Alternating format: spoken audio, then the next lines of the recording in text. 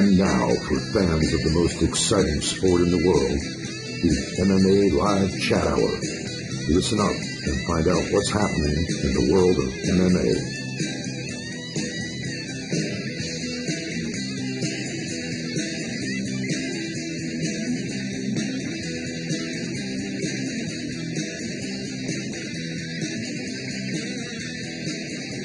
Hello and welcome to the MMA Live Chat Hour. I'm Rich Davie. It's Monday, March 24th, 2014, the day after the UFC Fight Night Shogun vs. Henderson 2 event.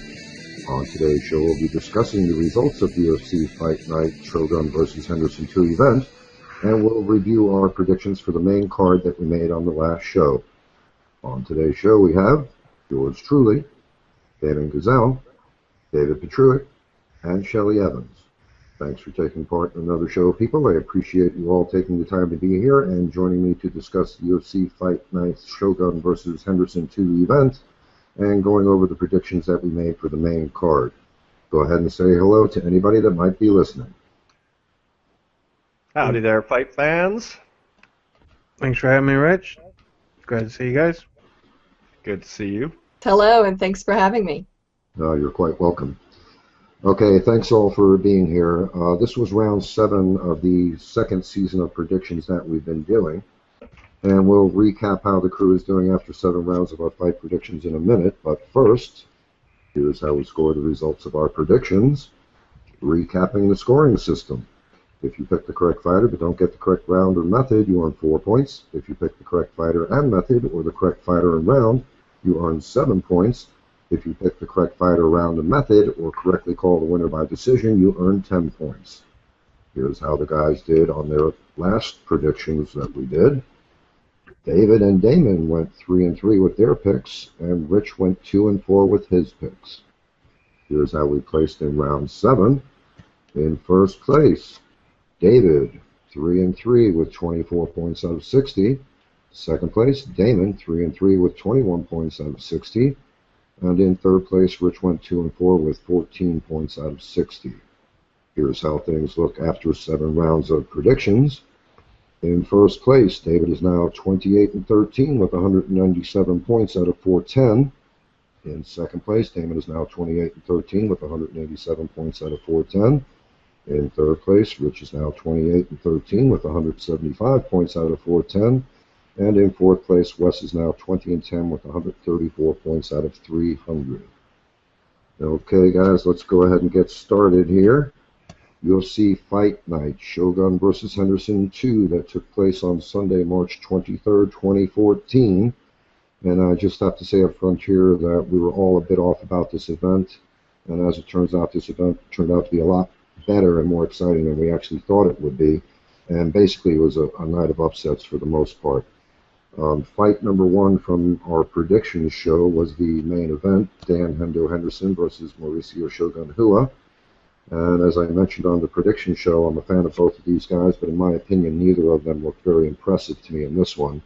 Apparently, the conditions in the arena were brutal, but I guess that's typical for an event taking place in Brazil. And DFW tweeted out that it was 93 degrees in the arena with 83% humidity, so that is, in fact, pretty brutal.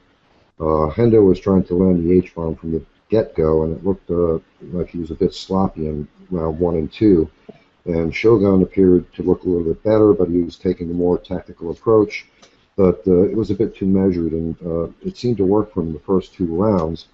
But I think it was obvious that Shogun was looking much better than Hendo early on. But man, when Hendo lands that right hand, it spells trouble for whoever was on the receiving end of that. And in the third round, Hendo landed a vicious right hook to the nose of Shogun that dropped him and had Shogun roll over and assume the turtle position straight away. And then Hendo followed Shogun to the ground, delivering a couple of solid shots, followed by a series of hammer fists to get the TKO in the third round in what was an incredible comeback. I also have to mention a couple of notes here. Shogun suffered a nasty broken nose from that less than full-on H-bomb in the third, which resulted in a slightly less worse-looking broke nose than the broken nose that Rich Franklin suffered in his first fight against Anderson Silva. And Hendo was very fortunate that Herb Dean was reffing this bout, because that one Brazilian ref that was in the event, it was just dreadful. And in the opinion of many MMA fans that were watching the event, that, if he was in there, he probably would have ended the fight in round one. So lucky for Hendo that it was Herb Dean in there. All right, so Dan Henderson wins by TKO due to punches in round one at 1 minute and 31 seconds. Comments on that one? Yeah, I think it could have been stopped, but I'm glad it wasn't. Hendo, I know he was taking a measured approach, but he's was looking for the one punch, and he's lucky that it did land. I mean, he was getting tore up by Shogun pretty much the entire fight. Yeah, if Herb Dean was waving it off, but luckily the bell had already rang, and I'm sure he asked Hendo if he was okay to continue and allowed him to continue. But yeah, he could have. Herb was right on the verge of calling it off. He stepped in there and was like, "Oh man, he's going to stop it! He's going to stop it!" Yeah, he was waving it off, but the bell had went off and everything, and I guess he allowed him to continue. Yeah, it's funny because we've actually seen that before in the past, where even after the bell had rung and the ref calls it off, they do, acknowledge that there was enough damage given to the fighter. So yeah, Hendo was very fortunate. Yeah, he was. I don't know. He's talking about making a championship run, and that being his last TRT fight. I don't think TRT has helped him in the octagon. I think it's helped him in his training, and I'd like to see how that's going to play out. Yeah, and so a lot of people that don't know, we were debating on the last show whether or not the TRT exemption was in effect for Hendo. Apparently it was. Had I known that was the fact, I probably would not have gone with Hua in this pick on the show. But he still, even if he did have TRT in that fight, he did not look all that good, and I don't know, man. I hate to see what he looks like when he doesn't have any TRT at all. Because I'm in agreement with you, Damon. Probably helps him in his training, but not so much in the ring. Yeah, he's even said it's more to help him get motivated. Because he says without it, he feels more lazy, like on the couch, likes to be on the couch and not up and training. And with it, he likes to be doing more stuff, training and stuff like that. So we'll see how it works out. I mean, that was a great fight. I do think it was fight of the night, just because of the both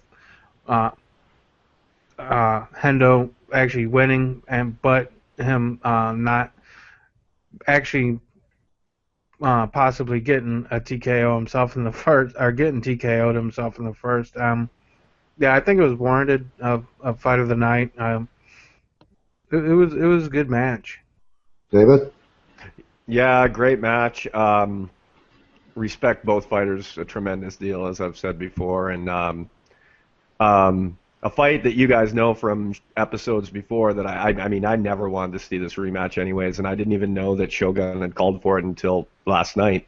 Yeah, in my mind, Shogun really needs to follow up with what he says. I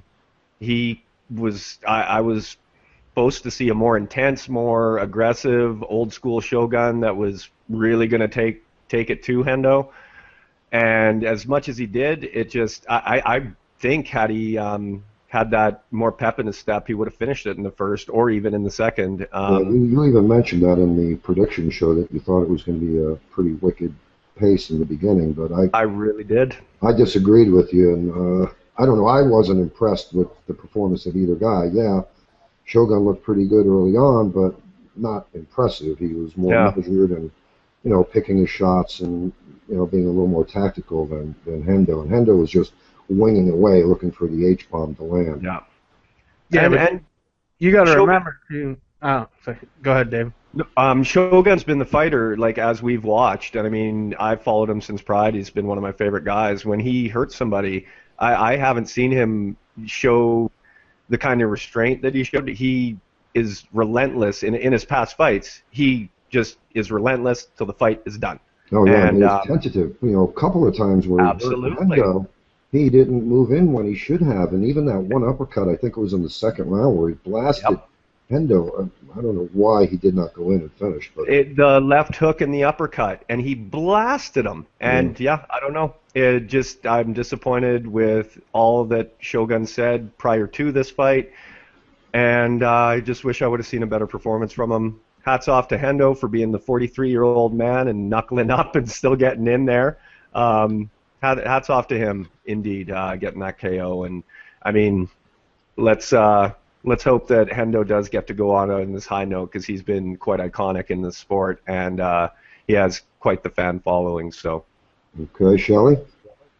Oh, well, I agree that, Shogun had the opportunity to end it early on, just that too much restraint, like you said, it kept him from doing it and finishing it. But, you never know when you are the one in the ring. You don't know if, if he had had his bell rung just a little bit and was trying to regain his own senses still yet, too. But it's quite a comeback, to be able to stand in there and take the beating he took and still come around and get that knockout in the end with Hendo. He's quite remarkable to stand in there and take that beating and give it back. Yeah, I was shocked. I truly was. And, I love Hendo. I actually like both of these guys. I like most fighters. The ones I particularly don't care for are the ones that do a lot of trash talking in a disrespectful manner. I don't mind a little trash talking, but both of these guys, I'm fans of both of them. And, it's a shame that one of them had to lose, but it is what it is. And, what do you all think? That first round, that was a pretty brutal round. I actually scored a 10-9 myself, but it could have been scored 10-8. How did you all score that one?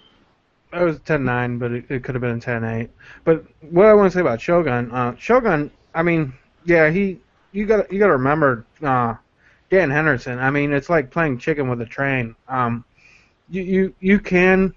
Shogun was putting up quite an offense, but he was also being mindful of what actually ended the fight is that right arm of Henderson. And you can say all you want about Hendo, but he brought it as much as I expect anybody to smartly bring it to Hendo. You have to be aware of that right, and it caught him. I mean, Hendo, he's got that one weapon that will end a fight for anybody. Oh yeah, if he lands on anybody, they're going out. David, how did you score that one? Yeah, I saw it as 10-9 only because of the first fight. Had it been maybe that was the first time that they fought, I may have scored that 10-8. But because of their previous history, I saw it as a 10-9 because I.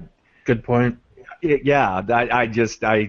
I referred back to the old fight, and then by the end of the second round, I was thinking, holy Toledo, it's just going to be like old times, except with the role reversed, where instead of Hendo taking it to Shogun, it was Shogun that took it to Hendo in the first couple rounds, and then Hendo bounced back. But man, that right hand he's got is just loaded. Yeah, man. And Shelley, how did you score that first round? Oh, I probably would have gone 10-8 just off of that, not taking into consideration that last fight and everything, because I really felt like Shogun had that one in the bag. Yeah, he did put a beating on him. Yeah, I don't have a problem with anybody scoring that 10-8, but man, that was something indeed. Yeah, you can score 10-5. It doesn't matter. Yeah, it doesn't even matter. Well, the way that it ended, it did not matter. Wow. Yeah, like I said, I had round 1 10-9, and then when I was going into round 2, Hendo was actually breathing real heavy out of his mouth in the second.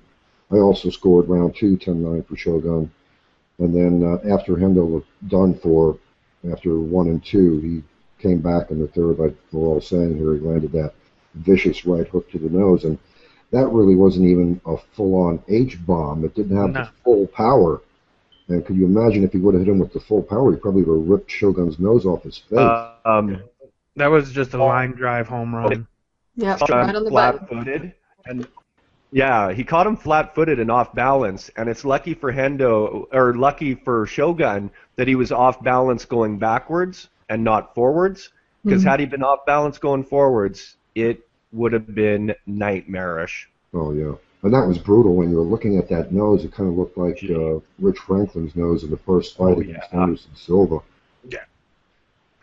And the damage Silva put on Franklin in that was from knees. Oh, that was brutal. My face hurt me for a week and a half after that. Yeah.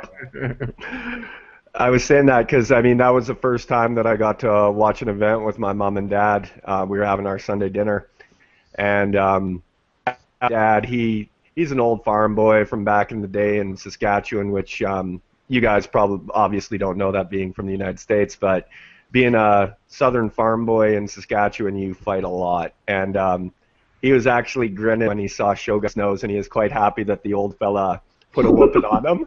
He was. I thought that was great. But yeah, actually for my mom and dad's first event, I can say, like, for people that would never ever watch that sport, they thought it was pretty cool. Yeah, it took me forever to get my little brother to start watching MMA because he bought into all the rumors about it being cockfighting and all that. But finally, I got him to watch it. He goes, wow, this isn't as bad as they make it.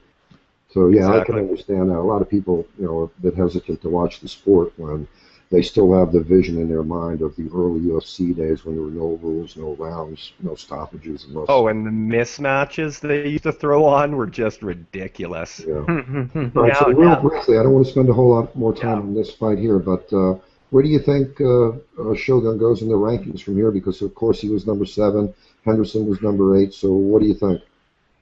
I think they both were actually ranked too high to begin with. Okay, so where do you think he goes? I think Shogun should really drop probably to 10 maybe, if not lower. I mean, I think they both are much higher up than they deserve to be, especially since Hendo was on like a 3-fight losing streak. Yeah. Well, now they're both actually 2-2 for the last 4, I think, right? No, 1-3 and 2. Oh, are they both 1-3 now? Or I don't have it in front of me here. I think they may both be 1-3 actually, because I think Hendo had lost 3 in a row, the knockout and 2 decisions, I believe. Oh yeah, 3 in a row he lost, right? Yeah, and so I think they're both in their last 4 1-3. Yeah, because Belfort's like at 12. I mean, and he was on like a 3-fight winning streak. And right, so where do we think Hendo goes then from here? I would keep him at what they have him at now, at 8. David? I believe that's an accurate ranking for him, but if they do plan on, I guess, elevating him to, like he said, him wanting to make a title run, if the UFC decides, you never know where they may rank him. They may even throw him up at like 6th. Oh yeah, John Jones was laughing at that last night. John Jones is really letting me down. I used to love that guy, but with all the comments that he's been making, I'm sick of him. Yeah, he deleted that comment too. Oh, did he? Yeah, he deleted the Twitter comment where he retweeted again to somebody that was asking him and said, I forget what he said, but he deleted that retweet. He's definitely in need of some PR assistance, somebody that needs to tell him what to say and when to say it and what not to say, most especially. Did you watch that video I posted of Phil Davis talking about him earlier? No, but Phil Davis was not happy about him. He actually, on the show where we spoke about John Jones, he was actually the one that said Jones was taking soft fights rather than taking fights that he knew were a challenge for him. Well, there was a new video that came out, interview that I posted today, where he's saying that John Jones is might as well start doing the matchmaking, and they'll do a light heavyweight tournament and call that's basically what he's doing. Yeah, Ultimate John Jones Fighting Championship. Yeah, he's basically picking and choosing who he wants to fight, which is kind of silly. Shelley, what do you think about the rankings between Shogun and Hendo? Well, when you point out the records like that, it's like I don't really see him climbing. I think staying the same is probably good. So that's probably where I'd leave him. Yeah, I don't. I think I agree with Damon on this one, where I think Shogun should probably drop down to number 10, and I don't have a problem with Hendo being ranked at number 7 or number 8. No problem with that. Let me go ahead and wrap this one up here and recap how we did with our predictions on this one. Damon went with Shogun by decision, 0 points. David went with Shogun by TKO and 2, 0 points. And Rich went with Shogun by decision, 0 points. So, unfortunately, we all got that one wrong. But maybe if we had known for a fact that Henderson did have the TUE for TRT, we might have picked things a little differently. But as I said earlier, even if he was on TRT, he did not look impressive to me in that fight. Okay, moving on to fight number 2. CB Dalloway versus Cesar Ferreira. Wow. All I can say is C.D. Dalloway looked awesome in this fight, and I didn't expect the fight to unfold the way that it did. C.D. Dalloway landed a few big shots early on, and he winds up dropping Cesar Ferreira. Then Dalloway falls him to the ground, landing more punches, and he got the TKO stoppage in round 1. So C.D. Dalloway wins by TKO due to punches in round 1 at 39 seconds. And man, that blew me away. What did you guys think of that one? I love it when somebody stops a hype train. They were hyping for out, and CB Dalloway, he's a seasoned vet. Last time in Brazil, he did the same thing where everybody thought he was going to lose, and he actually wound up winning. I mean, it was nice to see him take the victory and stop that hype train before it started, really. So impressively, too. I didn't even know he had that much power in his punches. He's a decent fighter. He's, not the top guy, but he's still a decent fighter.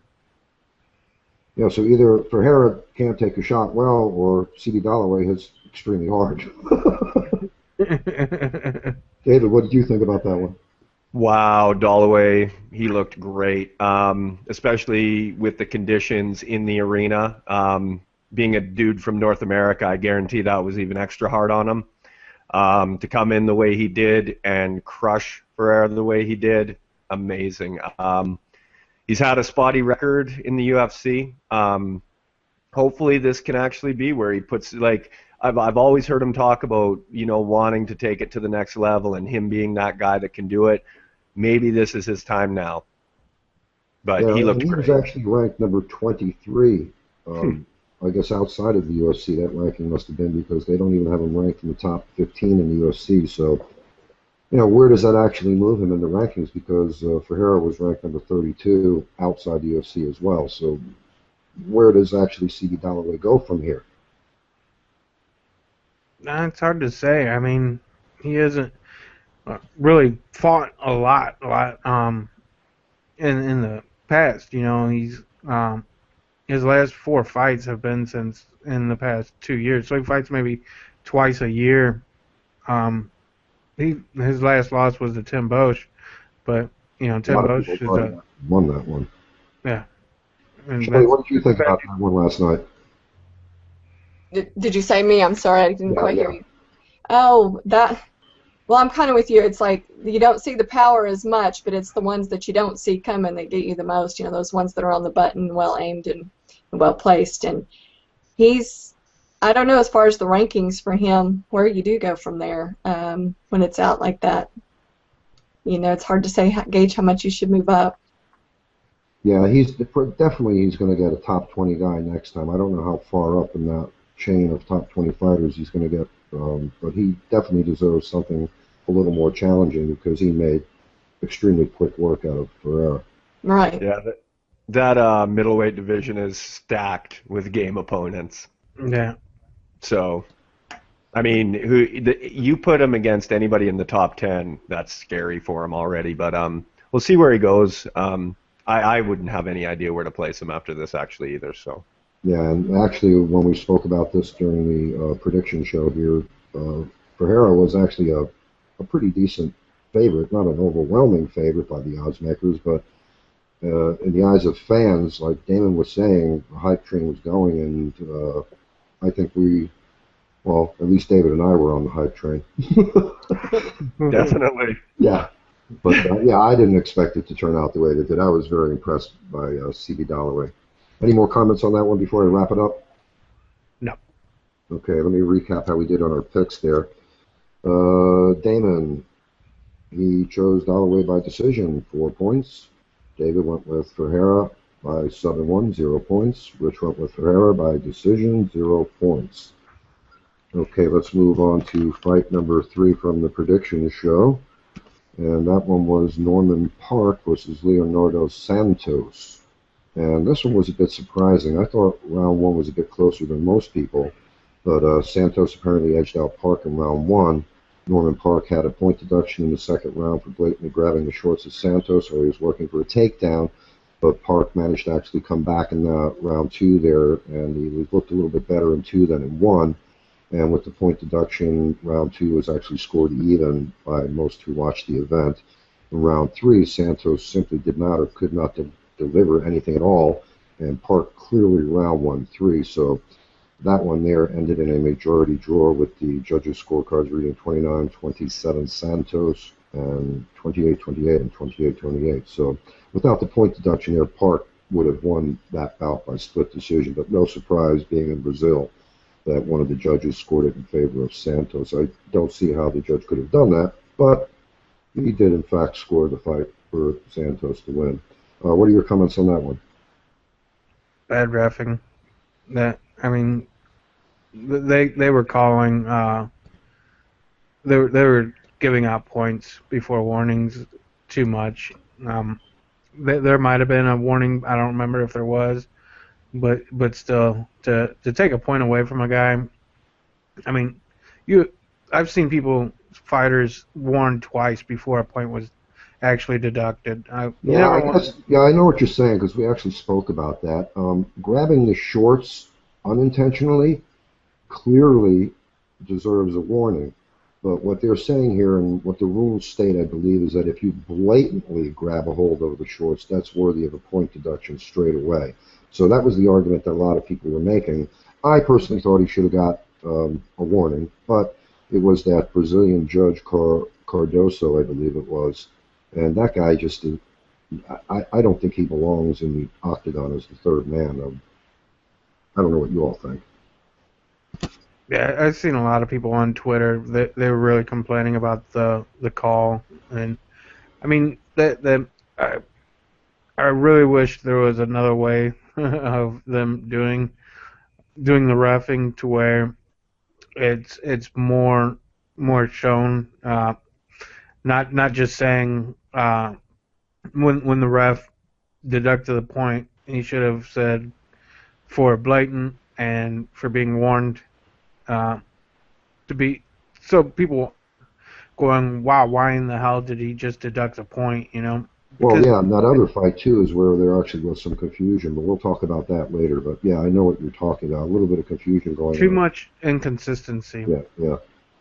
David, what did you think about that fight and the point deduction? Well, just with the point deduction, it's a 3-round fight. You deduct a point, it's going to have an effect on the outcome most of the time, to be honest with you.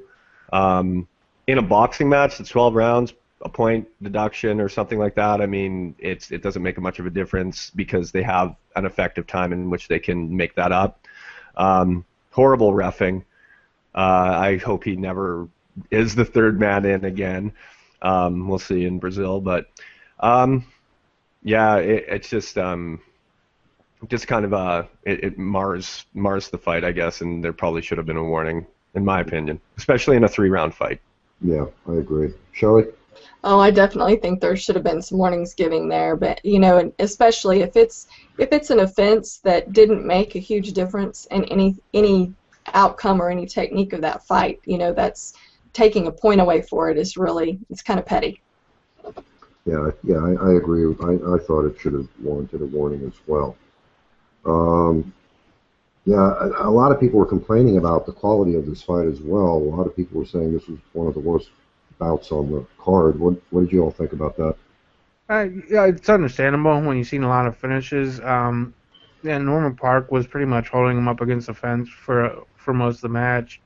When you've got other exciting fights, and then you see a fight that stalls the event, I can see where people tend to not want to see that. So it's warranted for people to think it was not that very good of a match. And how did you all score that first round, real briefly? It was so close. It could have been a 10-10. I do give the edge. Did give the edge to his opponent. David? Yeah, just slight edge. Shelley? But yeah, 10-9. Yeah, I was pretty neutral on that one. Yeah, I believe I scored that one for Park, but then I was actually jaded, and I can admit that. Okay, so let me just wrap that one up here. We'll talk about how we predicted this one to unfold. Damon went with Park to win by decision, 0 points. David went the same way, 0 points. And I went the same way, 0 points. So none of us did well on that one because on a draw, you do not get the win in the predictions. Okay, moving on to fight number 4. Fabio Maldonado versus Gian Vellante. Man, oh man, that was some fight, wasn't it, guys? Vellante looked so strong early on in that one, and it looked like Maldonado was going to be outclassed throughout the entire fight looking at the first round. And I believe it was so much so that Herb Dean, I believe, was reffing that one, and he almost stopped that fight as well. But Maldonado came out strong in the second and third rounds after Vellante apparently gassed out and won, because in the second round, Vellante was breathing from the mouth and his arms were at his side, and midway through the second round, his hands were not just at his side, they were down at his stomach, and he looked dreadful from the second round on there. But Fabio Maldonado wins by unanimous decision with the judges' scorecards reading 29-28. 29-27 and 29-28. Comments on that one?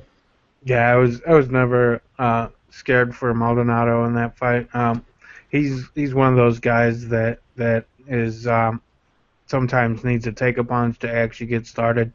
So, yeah. I don't know how much of a good idea that is, because that's what they kept saying during the event too. I mean, why would you need to take shots to wake up? Because one of these days, someone's going to land one on him. I thought it was almost going to be over in the first, but somebody's going to catch him like that if he keeps on having slow starts like that. Well, I mean, sometimes it just gets somebody's adrenaline going. I mean, he's going out there and he's fighting, but somebody does tag him, and then he really gets in that. Yeah, that he didn't even wake up actually until he had his head busted open by Vellante's knee. Yeah. When I saw that, I thought, oh, man, this is going to be over, because the blood was pouring out like pretty severely. Yeah, but it was actually a small cut. Yeah, I know, but on the forehead like that with not much, flesh there to stop a wound from bleeding, usually on cuts that are close to the bone, they bleed pretty severely. Mm-hmm. So I thought they were actually going to have a chance of stopping that one with all the blood that was on his face, but...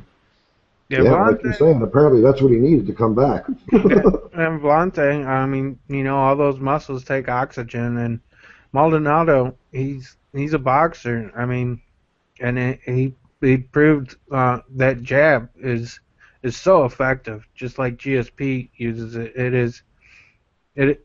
I'm surprised it's not used more, because, I mean, look, I think it was Cerrone and the Nate Diaz. He kept jabbing him too, and it throws fighters off so bad. Oh yeah, when they can't set themselves, they're constantly defending from a jab to try to look to reset themselves. Yeah, David, what did you think? Yeah, it was. I couldn't believe the shots it takes to wake him up and get him going. But yeah, he's got a heck of a chin, I'll admit that. And yeah, he outstruck him and did enough work to get the D. So almost finished him. Yeah. Shall we? Sometimes I think it's not so much about getting the adrenaline pumped up by taking those shots as it is focusing the adrenaline and pulling that adrenaline in and getting the focus going. And definitely it was about staying power. He could take it and then take the onslaught and then wear the other one down. So. Yeah, that was actually, I thought that was a great fight. Yeah, that could have been a fight of the night too. Yeah, I actually thought maybe those guys should have got performance bonuses, because I thought they looked better than the main event. Yeah, I thought Maldonado definitely should have, but I don't think he did. Okay, any more comments on that one before I wrap that one up? I'm just glad to see Maldonado still keeping that streak going. Yep. Okay, and I'll make this short and sweet here. We all went with Maldonado by decision, so we all earned 10 points on that one. Okay, moving on to fight number 5 on the prediction show. Michel Prazeres versus Marbek Taizamov. Is that how you say that fellow's name? Pretty much. Yeah, I heard everybody pronouncing those names kind of funny last night, and even on the post-fight show, they were giving Kenny Florian a little grief for the way he was pronouncing Michel Prazeres.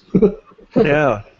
Oh, wow, man. Michel Pereira, he simply dominated Taisimov Yeah. throughout the fight. He was just way too strong for the Russian fighter. And Taisimov was warned in all 3 rounds by Mario Yamasaki for grabbing the fence.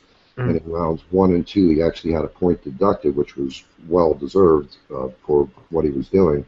And in the 3rd round, Mario was so frustrated at that point that he told him, if you grab the fence again, I'm going to DQ you. So that had to put a bit of stress on Taisimov as well. Michel Pereira wins that one by unanimous decision with all 3 judges' scorecards reading 30-25. So that was a beat down.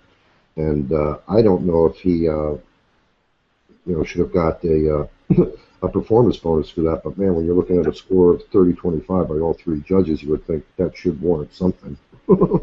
Yeah. What do you think about that one? I don't think Preserves or whatever is going to go very much farther in the division if he cannot get his stamina under control. You could tell that he was by each round he was getting less and less.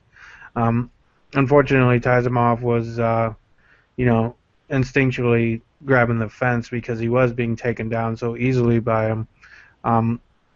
Yeah, it sucks to see points deducted, but he did grab the fence so many times. Was that the Russian's first time in the UFC?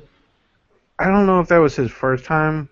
Because he was ranked number 106 outside the UFC. So I think that was his second fight. Was it? I think so. When they were showing the fighters come out, like in the show, I think they had mentioned that he had fought one time before. And what did you I believe. David? Oh, he got dominated for 3 rounds. Like he couldn't stage any offense against him. Even Prezeres, like that one uppercut that he hit him with that knocked him on his butt. I thought he looked great, but I do agree with Damon as he definitely needs to get his conditioning under control. Otherwise, there's absolutely no chance he'll stand in that division whatsoever against the higher level fighters. And that's a long way away for either one of those fighters. Oh, yeah. And the points deducted, I could see 1 point being deducted, 2 points. And, like, the warning for the DQ, that obviously smartens the fighter up a tremendous deal right there, right? Because under disqualification, you get nothing of your purse. So just in that sense, maybe the 1 point deducted and the warning for the disqualification probably would have been enough. But yeah, 2 points. Like in the whole card, 3 points deducted from referees and 1 point round 1, 1 point round 2. So pretty much the stress was on him to get a finish there. Absolutely. And also that's what they were saying in the back of his mind, like, okay, I can't grab the fence. Yeah. So that takes away focus. Yeah. That changes the whole scope of the fight when a fighter has to worry about something other than the other fighter. I think that could have been a much better fight had that fence not been an issue, actually. But Prezeres did a good job and earned himself the victory and won all 3 rounds decisively. But yeah, it's kind of a weird fight. Yeah. Shelley, what did you think of that one? Well, when they say that, when he'd only had 2 fights, ring savvy comes into play a lot there. If you're not used to, getting those warnings taken away from you, getting those warnings given and points deducted when you're on the fence like that and grabbing a hold of it. If you're not used to it, it takes a while for that to sink in when you're getting warned, and for it to be in the ring the first time it really starts happening like that, it's very unsettling for the fighters. So it does make a difference. Yeah, I've been there. Yeah, and as I said, Mario Yamasaki, he's pretty reasonable about handing out point deductions, so I thought it was warranted. Any more comments on that one? No. Okay, recapping how we predicted this one. David actually went out on a limb. He went with Prezeres by decision and got the 10 points, and Damon and I went the other way with Taisimov by TKO and decision, and we got 0 points. So congrats to you, David, again. We need to quit betting on Russian fighters. I think so. Yeah, that was my big thing. There's always a Russian fighter who's going to knock him out. Well, the Russian fighters have been doing really well for themselves lately, but we're bound to get down that point in their fighter, I guess, depth where there aren't going to be fighters that are as skilled as other guys that we see. So. Yeah. Okay, let's move on to the next one there. And that was the final final fight in our prediction show, and the opening fight on the main card, Honey Jason versus Steven Seiler. Honey Jason made quick work out of this fight against Steven Seiler with a first-round TKO stoppage, but the stoppage was a bit premature, in my opinion. I thought, Seiler was actually defending himself and throwing an up kick when it was stopped, and the ref was already stopping the fight from way outside the action without actually having a good position to see what was going on. So, again, it was that same ref, Cardozo, and man, this guy, for stopping a fight like that when you're on the outside and you already made your mind up that you were going to stop it when the fighter is throwing an up kick and defending, that guy should not be invited back. But Honey Jason won that one by TKO due to punches in round 1 at 117. What did you all think of that one? Yeah, it was good. He got him good, but yeah, it was way too early of a stoppage. That it didn't look like Seiler was out of it at all. When Jason was coming back in and the ref was coming in too, you could see that Seiler was definitely intelligently putting up a defense, and unfortunately those calls do happen, and it seems like on the Brazil cards they seem to happen a little bit more often. Yeah, I don't know. especially if there's a Brazilian ref on the card. Yeah, I'm glad for Honey Jason, but on the same point, people are going to look at that as a gimme win for him. Yeah, and how does that impact him now? Because he was actually ranked number 36 outside the UFC, and Steven Seiler was actually ranked number 24 outside the UFC. And we were mentioning on the prediction show that if Jason did actually manage to get the win, that would catapult him way up in the rankings. But does that warrant it? I guess on paper it does, but I don't know. What do you all think about that? I think he definitely deserves to go up. Yeah, it was a bad stoppage, but I mean, it showed Honey Jason. He's a Brazilian Jiu-Jitsu guy, but he's got some striking. Steven Seiler, he's a good fighter, and for him to get put on his ass like that in the first round, that shows how good Honey Jason's striking is. David, what are your comments on those 2 points? Yeah, I could see them maybe ranking him slightly higher than what Seiler was previously at. He looked really impressive, I gotta say. Fast, accurate, really game, really aggressive, but horrible stoppage. One of the worst I've ever seen. So how far up do you think he would move? I mean, considering he's ranked in the top 15, 36 to... I would probably go maybe as high as 22. Oh, yeah. Shelley? Well, it is unfortunate with the early stoppage like that when they are on the defense, and obviously have their senses about them. That's unfortunate, very unfortunate. But on paper, like you said, it looks like he did an amazing job, and he did do a wonderful job at the time frame that he had. So I'd say he's got to go up. I'd say I don't know, I'm to 20, 21, somewhere in there. Yeah, I guess I have to go along with you guys on that one there because he did get the win. So yeah, at least top 25. Yeah. Okay. Any more comments on that one before we wrap that up? I'm going to take that as a no. All right, recapping our predictions here. Damon went with Honey Jason by TKO in 2. He got 7 points. David went with Honey Jason by decision, 4 points. I also went with Honey Jason by decision for 4 points. So not the best of predictions for us on that one, guys. But, as I said earlier in the show, there was a bit of a night of upsets as far as what everybody was expecting, not only fan-wise, but also odds-maker-wise as well. All right, now real briefly, guys, don't want to spend too much time on this, but real briefly here, let's talk about the bonuses. Henderson and Hua received Fight of the Night honors, $50,000 each for them. Henderson also received a $50,000 Performance of the Night bonus. And in the Fight Pass fight. Castro actually won a $50,000 performance of the night bonus for that flying double knee knockout that he did, which was quite impressive. That one I thought was well deserved. I don't know so much, and I don't agree so much with the main event bonuses that were awarded, but I don't know, man. As I said earlier in the show, didn't think that the main event was all that exciting and all that impressive to, award those two legendary fighters that kind of bonus money when there were other fighters on the card that probably were more deserving. But your opinions on that, real quick? Yeah, I definitely think you shouldn't award a guy the bonus for just for a TKO. I think Maldonado really should have got the performance of the night over Hendo because of his striking and how he picked apart Volante.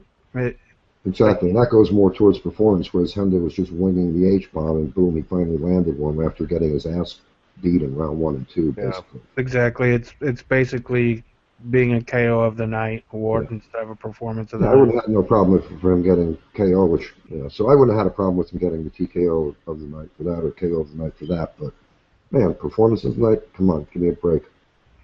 David, what did you think?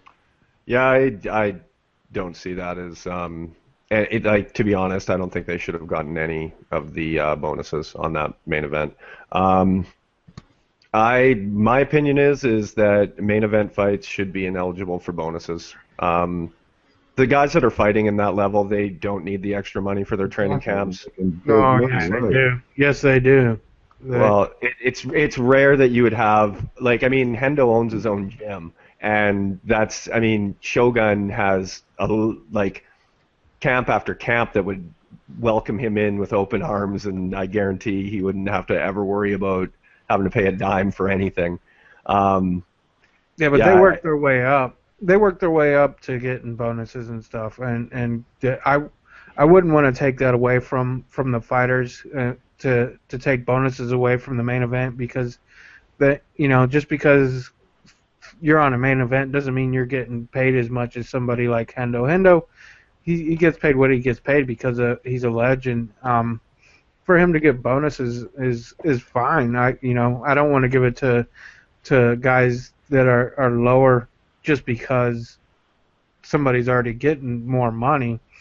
He worked for it. He should be available for the bonuses as well.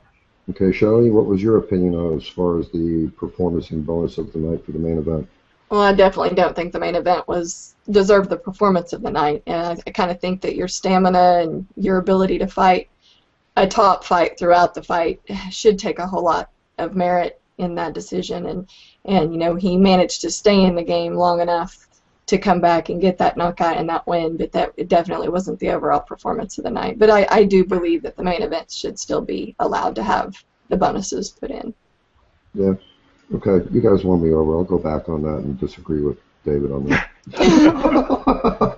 I do have more of an argument with that, actually, but because if you actually look at what the main event fighters get compared to an undercard fighter, it is disgusting. Yeah, it is. And they're not getting that much more. Yeah, it's not making boxing money, but yeah.